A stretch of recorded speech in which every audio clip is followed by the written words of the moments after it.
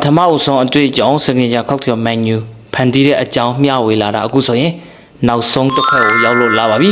Pandan Minor Cocoa ပါ Coconut Forward Island Style cocktail တစ်မျိုးဖြစ်ပါတယ် ingredient က vodka Malibu homemade pandan coconut cream ပြီးတော့ a little bit of lime juice ပါ flavor vodka base coconut forward sweet creamy refreshing drink ပါ inspiration ကျွန်တော် resort ထဲမှာဒီ menu အတွက် inspiration တွေ ingredient တွေတွားရှာတော့ကျွန်တော် garden နဲ့ရောက်သွားဗျ resort ထဲမှာ garden ရှိပါတယ်ကျွန်တော် pandan ကိုတွားမြင်ပါတယ်Pandan ကကျုံးပေါ်မှာနေရာတိုင်းမှာရှိပါတယ်စိတ်ရှင်တဲ့နေရာမှာစိတ်ဖြစ်ထွန်းပါတယ် ingredient တစ်ခုတော့ရသွားပြီ garden ကအပြန်ငှက်အကြောင်းတွေစဉ်းစားလာရင်ကျွန်တော်ဇရွက်တစ်ကောင်အုံးမေထဲမှာတွားမြင်တယ်ဗျ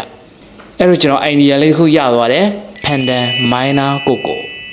ဇရွက်ကို English လို့ minor လို့ခေါ်ပါတယ်ဇရွက်က island ငှက်ပါကျွန်တော်ကျွန်းသားကျွန်တော်ကမန်အောင်ကကျွန်တော်ဇရွက်အကြောင်းတွေကိုအငယ်လေးတွေကသိပါတယ်သူတို့တွေကအုံးမေကိုတော်တော်ကြိုက်ပါတယ်သူတို့အုံးမေပေါ်မှာအသိတွေရှိပါတယ်အုံးမေပေါ်မှာနေပါတယ်ဒီလိုနဲ့ကျွန်တော် Pandan Minor Cocoa ဆိုတဲ့ Island Style cocktail တစ်ခွက်ဖန်တီးဖြစ်ခဲ့ပါတယ်ဘောကာကိုဒီ drink မှာဘာကြောင့်သုံးလဲဆိုတော့ကျွန်တော်ဖန်တီးခဲ့တဲ့ drinks တွေထဲမှာ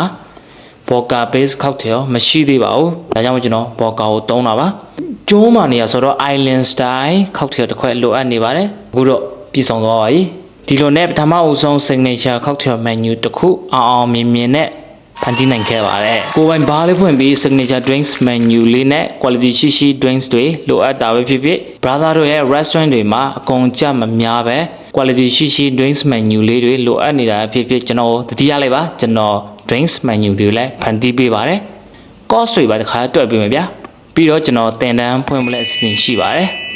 ကြော်ညာပေါ့အဲဆိုတဲ့ခေါင်းစဉ်အောက်မှာဖန်တီးရတာဆိုတော့တော်တော်လေးတော့ဘောင်ကျင်းနေဗျဒါပေမဲ့ပထမအဆုံး signature cocktail menu အောင်မြင်မြင်နဲ့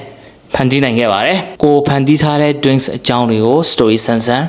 inspiration တွေနဲ့ presentation ကောင်းကောင်းတင်ဆက်တတ်ရင်350တန်း drink တွေကို480နဲ့တောင်ရောင်းလို့ရတယ်ဆိုတာပြောရင်ဒီကုန်းချုပ်ပြစေအားလုံးပဲ thank you ပါ